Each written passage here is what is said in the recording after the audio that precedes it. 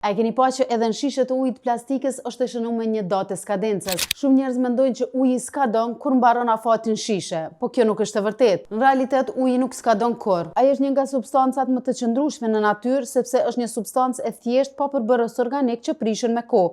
Pra uji nuk prishet si produkte tjera ushqimore. Atëherë pse ka datë skadence? E ka datën e skadencës sepse shishes e plastikës i del afati. Veçanërisht plastikat në të cilat përfundi ju shënon PET me kalimin e kohës fillon dhe degradohet. Ky proces është i ngadalshëm por i pashmangshëm. Edhe nëse shishja ekspozohet në nxehtësi siç ndodh shpesh në makina, dyqane, depo apo edhe në dritare, degradimi përshpejtohet. Plastika me kalimin e kohës lëshon në ujë mikroplastik të padukshme me sy të lirë, kimikate si antimon që përdoret në prodhimin e shisheve, aromë ose shije të lehtë plastike që me siguri e keni ndjerë ndonjëherë dhe përbërës të tjerë që ndikojnë në sigurinë dhe cilësinë e ujit. Pra data e skadencës në shishe është një paralajmërim. Pjeni këtë ujë në shishe para se të filloj plastika të lëshojnë në ujë, gjëra që trupi juaj nuk i don. Kjo është edhe arsyeja pse uji në shishe qelçi nuk ka pothuajse fare problem.